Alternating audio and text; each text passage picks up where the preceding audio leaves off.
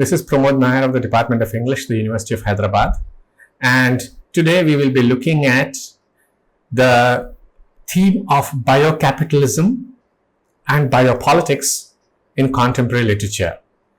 Themes that have invoked, worked with questions of biology, questions of biological material and matter being rendered into commodities, the way in which, say, the state or the corporate organization capitalizes upon bodies, the way in which, say, incarceration or extermination or monitoring hinges upon or is an attempt to manage not just individuals but entire populations. These, as we have discussed in previous sessions, are contingent upon specific theories of race, of ethnicity, and the way in which power is designed to operate upon large numbers of people. In other words, biopolitics and biocapitalism, which are two sides of the same coin, relies upon structures of power, processes of power that impinge upon bodies. Corporeal matter is rendered into commodities, into spectacles, into subject positions or victims, and a certain kind of power is asserted over them. So in the 18th century, for instance, they were put away, the poor were put away into poor houses where they were made to labor. And poor houses were, effectively speaking, a form of the prison system. They were put away because they should not be seen in public. They did not want the poor to be begging on the streets of the metropolis. And the poor houses was a typical feature of England, if you know a little bit of your cultural history. And in all cases, the debate was divided into two. Are poor houses good or bad? Is it morally or ethically right to transform these bodies who are, by virtue of being destitute and poor, starving, and are now being made to work? If you want to think of an extreme example of such biopolitics, you do know about the extermination and the concentration camps, which began in the late 19th century in the Boer War, and of course which Nazi Germany transformed into a very effective tool. So that's by way of a background. So biopolitics gestures at technologies such as biotech, but it also shows how biotech is at the service of institutions that work on populations, on individuals, on the community. So biopolitics is the merger of biotechnology with institutionalized forms of power, and together they work upon individuals, populations, and communities.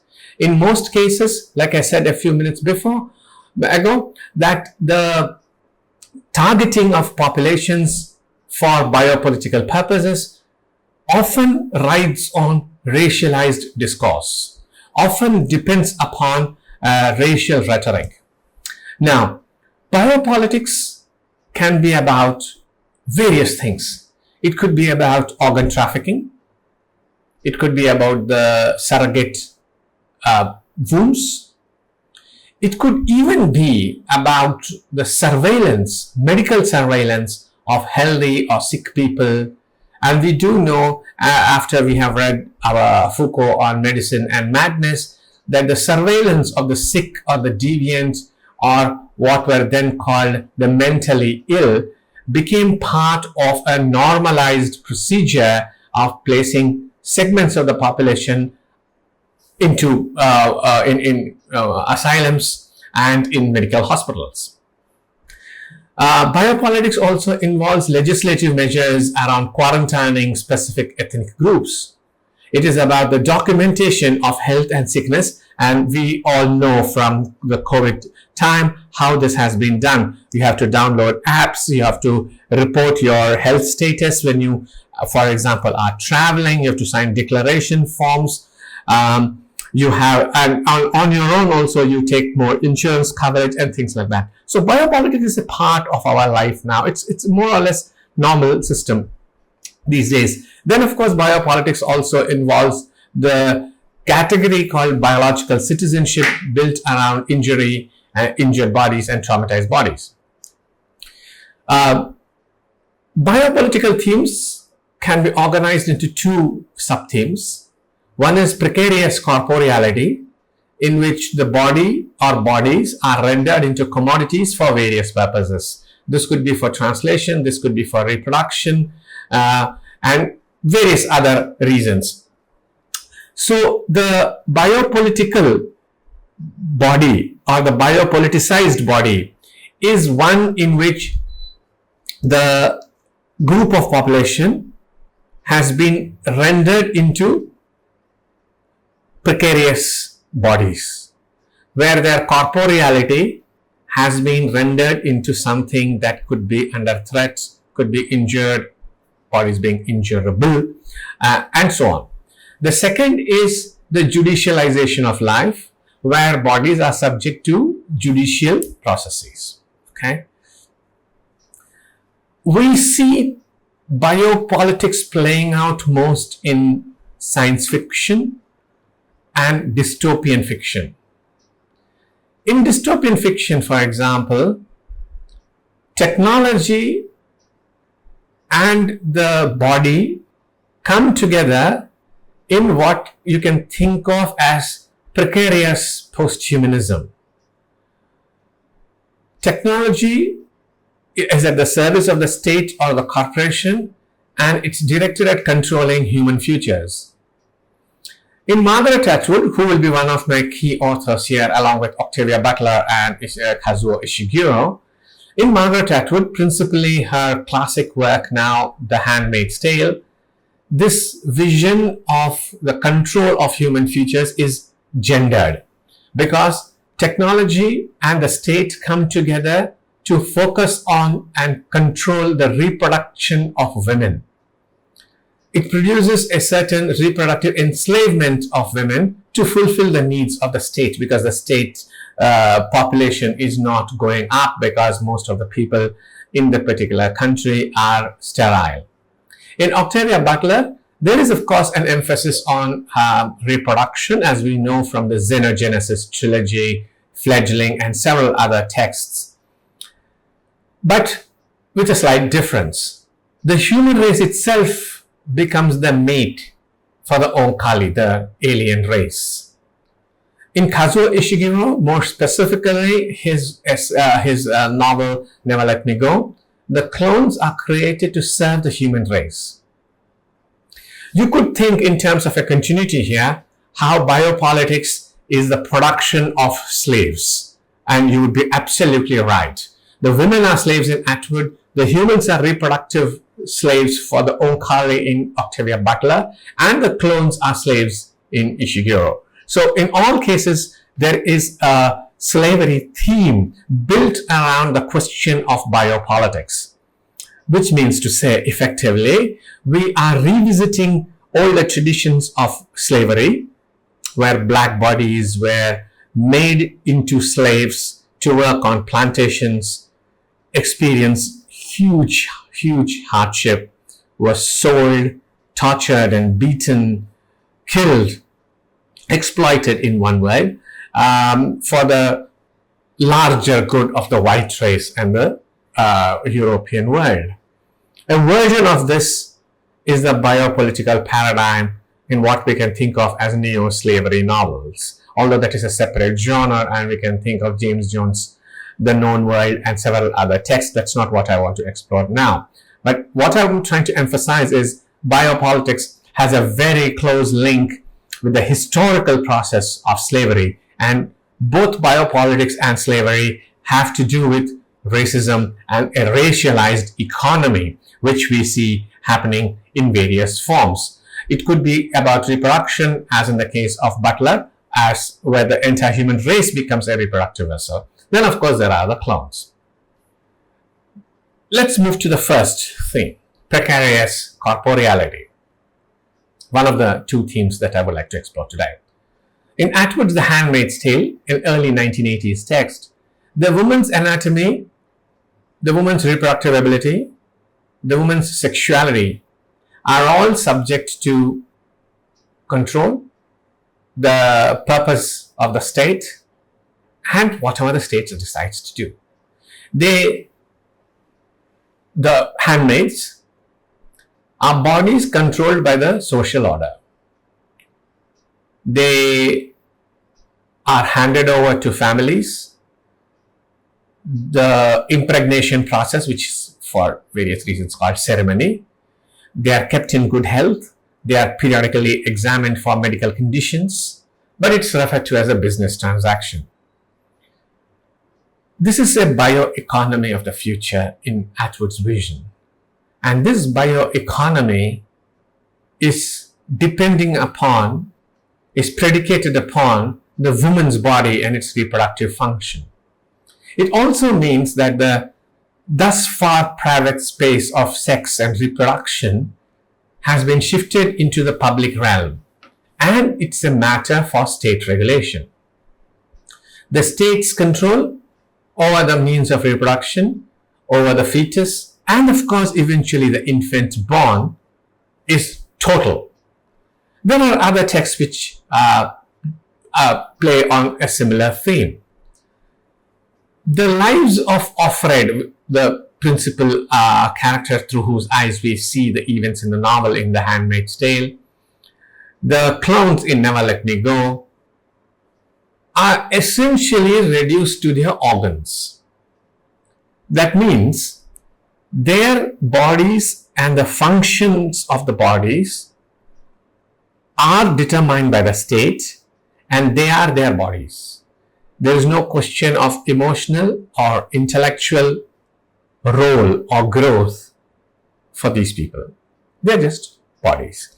Which is why people refer to the clones in Ishiguro's novel as living cadavers, because their one purpose in life is to donate their organs for the humans with terminal conditions to live, to survive. Their bodies are alienated from their cells because there is no real agential control over these bodies that they have. They are biological citizens, but never full citizens, because they don't own their bodies. This is corporeal precarity or precarious corporeality, because there is no control they can assert over the future of their bodies and what they want to do with it. So critics have noted this, and Linda Mercedes argues that the woman in Handmaid's Tale is just a reproductive slave. No more, no less. The state needs labor, so you have these women. The state needs to have its citizenship being added to, as in citizens should reproduce, so therefore the women. These women and the clowns in Never Let Me Go are what Kaushik Sundararajan and others refer to, Melinda Cooper and others refer to as live capital. The official state investment in cloning technology, reproductive technology, the nurture of the clones of the surrogate womb, which will eventually produce a certain return. In other words, the humans must be kept alive, the women must be kept alive, so that, and kept alive in very good conditions. They must be given proper food, they must be protected, they should be subject to medical tests, so that eventually the human, that's the woman, will reproduce or donate their bodies and organs, as happens in the case of Never Let Me Go. In other words, biology is capital, which is why live capital, organic capital. In the case of all these rather disturbing and horrific visions, the humans will be kept alive only when we have slave bodies. These could be the clones in Never Let Me Go. These could be the handmaids in The Handmaid's Tale. which means to say that humanity will continue only if it returns to the practices of slavery. And this is the biopolitical paradigm that we see emerging in most of these novels. Effectively, it means that the novelists envisage the future of humanity as depending upon different forms of ethnic and racial politics, and both racial and ethnic politics that impinge adversely, of course, upon bodies. So the clones are created so that they can donate their organs. The women are kept in that way because they can become surrogate wombs. Life capital, biological capital, or biology as capital. Biocapitalism actually transforms human bodies. No matter how the human body originates, it could be in the uterus, as in the case of The Handmaid's Tale, or it could be in a laboratory, and they are patentable. Which means to say, natural or artificial process that produces bodies, it doesn't really matter because the bodies are patentable. Bodies serve as organ warehouses, cadavers, live, or pure uteruses. They are just that and no more. So the effect of biocapitalism is to equate naturally or artificially occurring bodies, whether, like I said, they are clones, they are artificial beings, or they are produced in the womb. That's one crucial effect. Another effect of biocapitalism is the alienation of the humans from their own organs. So we know that the clones have to donate their organs, and that they will not have any control over this, that they cannot say, I will not donate my organs. Like in the case of Handmaid's Tale, there is no way they can say, I would like to keep my child. They were designed, they were constructed, they were classified as handmaidens precisely because they are pure wombs. And those wombs which will produce the babies are owned by the state. So they have no control over either their womb and its functions, and of course they have no control over the product, which is the child. And this is biopolitics playing out to the fullest possible extent. They are only carriers. They are only warehouses, right? The woman's body is not agential. It is violated, it is manipulated, it's managed, and there's nothing you can do. This is the precarity of the life form itself, because there is no agency, there's no integrity, which is its own. You can only think in terms of biopolitical power here because the clones or the handmaids have no agency. They are subjects of the state. They're subjects of the corporations, of the technology that determines that their lives are designed for this. Nobody is asking any questions. So in Ishiguro, there are these throwaway lines saying, that's what we are meant for, aren't we?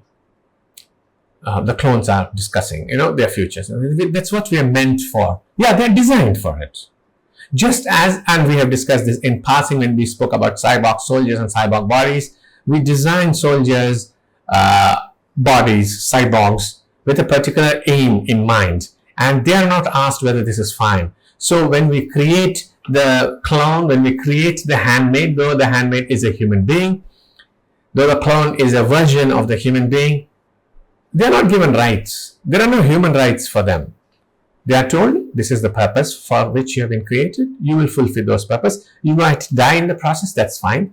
We are not asking you whether you want to do this or not. And that's the crucial part, right? So it's important to keep in mind that human lives are rendered precarious. Our second theme is the judicialization of life. In the case of Atwood's The Mad Adam trilogy, Paolo Bacigalupi's The Wind-Up Girl, and several other novels of the early 20th century, everything is subject to property laws, even human bodies. All biological matter becomes the property of the state. or any corporation that the state may hand the materials over to, which is what Kaushik Sundararajan refers to as live capital. So the reproduction of this live capital is corporatized and judicialized, as in there are legal norms which now normalize exploitation of biological matter. There are laws passed which hand over the power of control, of management of these bodies to corporations. And we know, when we look at the Mad Adam trilogy and the Wind-Up Girl, Paolo Bacigalupi's novel, that we are now designing life forms.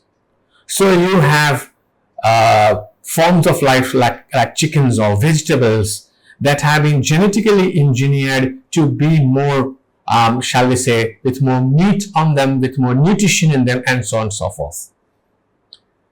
Which means to say, biological capital can generate profits. Biological material is capitalism's key focus area now. It generates capital, it generates profits, it's about power. Which means effectively, biological matter is also subject to questions of judicial control, corporate control, and state control. The new intellectual property regimes we see in Mad Adam trilogy, the Mad Adam trilogy or the Wind-Up Girl, the new intellectual property regime is itself an example of the judicialization of life. There's no such thing as nature. Nature has been appropriated. Natural products, people, animals, plants, even bacteria have been appropriated and modified, and this produces a certain crisis in some of the eco-dystopian novels. So the judicialization of life leads to massive ecological crisis in the case of the eco-dystopian novels, but that's not really the focus of what I want to say. So in conclusion, we note that corporeality is rendered precarious, it's subject to judicial laws, so life itself becomes judicialized. When we use the term live capital, following Kaushik Sundararajan and several of the others writing on biocapital, we discover that bodies, tissue, organs, whatever it might be, are all subject to laws, to profit, to control.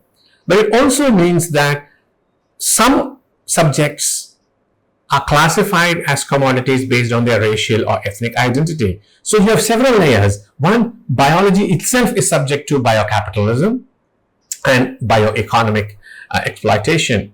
But the classification of which bodies are valuable, which biological matter is more valuable, is both gendered and racialized.